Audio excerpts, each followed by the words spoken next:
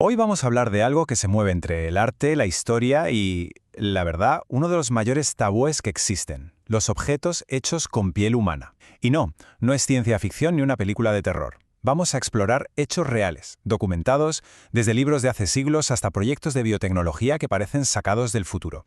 Vamos a empezar con una pregunta potente, una que leí en la revista Smithsonian. A ver, ¿alguien se pondría un traje hecho con la piel de un diseñador que ya no está entre nosotros? Suena locura, ¿verdad? Pues agarraos, porque como vamos a ver, la realidad a veces está mucho más cerca de lo que nos imaginamos. Y es que esta pregunta no es nada teórica. De hecho, nos lleva directos a un proyecto llamado Poor Human, del artista Tina Gorjans.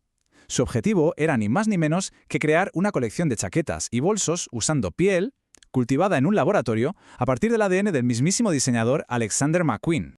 Bueno, ¿y cómo es posible algo así? Pues aquí es donde el arte y la biotecnología se dan la mano de una forma alucinante. Resulta que McQueen tenía la costumbre de coser mechones de su propio pelo en las etiquetas de sus primeras prendas. La idea de Gorjans era usar ese material genético, ese ADN, para cultivar piel en un laboratorio. Piel que luego se trataría como cualquier otro cuero de lujo. Pero, ojo, esto no es solo para impactar o por puro morbo. Lo realmente interesante es el porqué. Gorjans llegó a solicitar una patente para este proceso. Y con eso quería poner sobre la mesa un debate muy serio, un vacío legal enorme. Vamos a ver, ¿de quién es nuestro ADN una vez que abandona nuestro cuerpo? ¿Quién es el dueño de esa información? Es una crítica directa a cómo la biotecnología podría literalmente convertir nuestra esencia en un producto. Y aunque todo esto del Pure Human suene un capítulo de Black Mirror, la idea de usar piel humana como material no es para nada nueva. De hecho, tiene una historia sorprendentemente institucional. Durante los siglos XVIII y XIX, esto no era solo cosa de un individuo trastornado, sino que a veces era una práctica sancionada. Lo que nos lleva a la primera parte de este análisis. Esta práctica tiene hasta un nombre técnico que se las trae: bibliopegia antropodérmica, que básicamente significa encuadernar libros con piel humana. Y es, de lejos, la categoría mejor documentada de objetos hechos con este material. No es una leyenda de terror, es un hecho histórico. Históricamente, había dos motivos principales para hacer esto, y no siempre eran macabros. Por un lado estaba la conmemoración. Un médico del siglo XIX, por ejemplo, encuadernó un libro sobre el alma humana con la piel de una paciente psiquiátrica, porque, según él, merecía una cubierta humana. Por otro lado, estaba el castigo. Se usaba la piel de un criminal ejecutado para encuadernar su propia confesión, una especie de advertencia para la posteridad.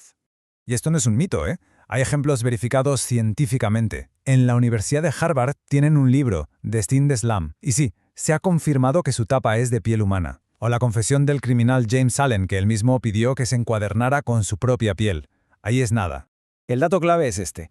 Gracias a análisis científicos muy modernos, de unos 51 libros que se sospechaba que estaban hechos de piel humana, se ha confirmado que 18 lo son de verdad. O sea, la práctica era real, sin duda. Pero, como suele pasar, la leyenda a menudo superaba la realidad. Y aquí la historia da un giro muy oscuro. Pasamos de lo institucional a lo puramente patológico.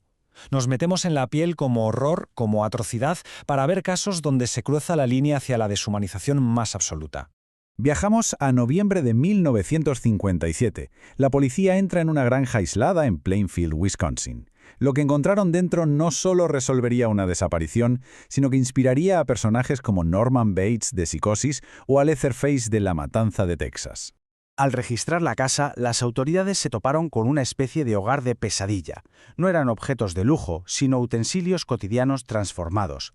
Sillas tapizadas con piel, cuencos hechos con la parte de arriba de cráneos, un corsé e incluso una pantalla de lámpara hecha con el rostro de una de sus víctimas. Y detrás de toda esta atrocidad había una motivación psicológica profundamente perturbadora. Gain, que estaba obsesionado con su madre fallecida, les dijo a los investigadores que estaba intentando crear un traje de mujer para poder, literalmente, reencarnarse en ella.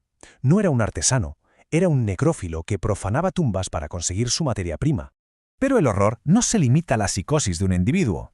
A veces adopta la forma de una atrocidad patrocinada por el Estado, donde la deshumanización se vuelve sistemática. Y el objeto más infame de este tipo es, sin duda, la pantalla de lámpara del campo de concentración de Buchenwald.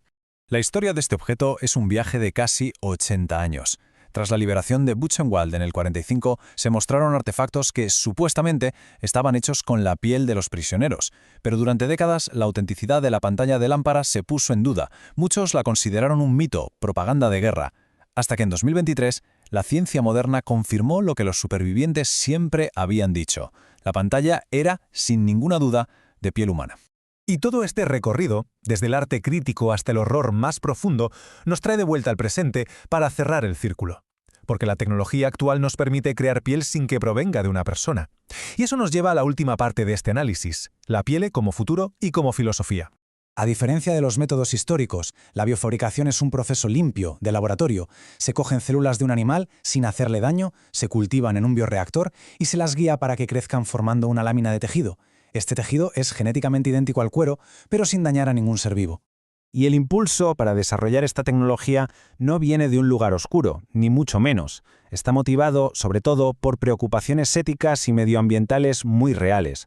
Es la búsqueda de una alternativa sostenible y libre de crueldad a una industria multimillonaria. Entonces, al final, esta misma tecnología nos presenta dos caminos muy diferentes. Por un lado, el del bioarte, que utiliza el concepto de cuero humano para hacernos preguntas incómodas sobre la ley y la ética, y por otro, el comercial, que lo que busca es crear un producto sostenible para el mercado de masas completamente separado de su origen animal. Y esto lo resume todo a la perfección, el dilema central al que nos enfrentamos. La misma tecnología que puede darnos cuero sin vacas, podría darnos cuero humano sin un cuerpo humano. Un material que es idéntico al nuestro a nivel celular, pero que nunca ha pertenecido a nadie. Lo que nos lleva a la pregunta final, una que desdibuja todas las líneas, las de la ciencia, la identidad y la ética. Si un material nunca ha sido parte de un individuo, de una consciencia, ¿conserva la humanidad que le da su biología? La respuesta que encontremos definirá el futuro de lo que significa ser y estar hecho de materia humana.